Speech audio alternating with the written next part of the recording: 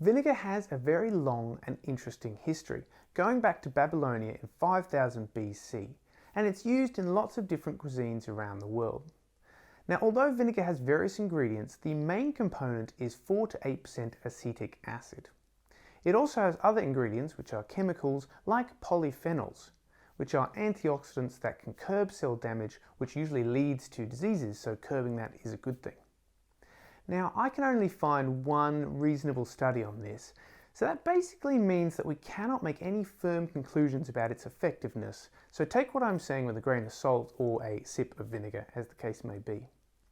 Now, this study was done in Japan in 2009, and it looked at weight loss and other benefits with apple cider vinegar, which is a specific type of vinegar. It took 175 people and put them into 3 groups. One group had a placebo, which is something that tastes like vinegar but is not vinegar, so it's no active ingredient.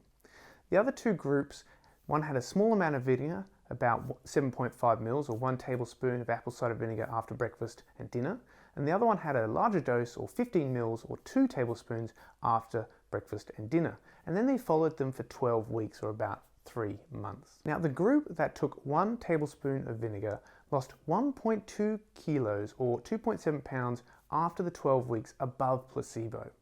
And those who took 2 tablespoons of vinegar or the 15 mils of vinegar after breakfast and dinner lost 2 kilos or 4.2 pounds roughly.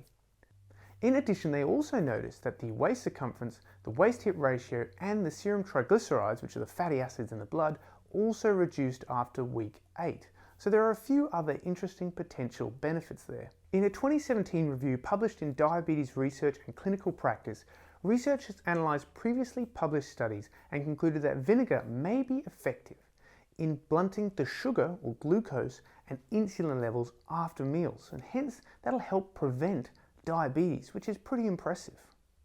Now, whilst a few trials look promising, it's wise to use it sensibly.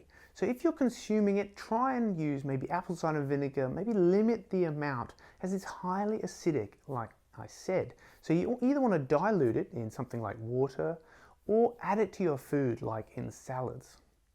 Because it's so acidic, it can irritate the throat, the esophagus, which is the part of the gastrointestinal tract which goes from our mouth to our stomach, and other parts of the digestive tract, especially when taken in concentrated or large amounts. There are other issues associated with excessive long-term use, so you've got to be careful. These things include things like low potassium, which is a very important salt in our blood, and negative effects on our bone mineral density. It can also damage the enamel in our teeth, and it may interact with certain medications like heart and diabetes medications.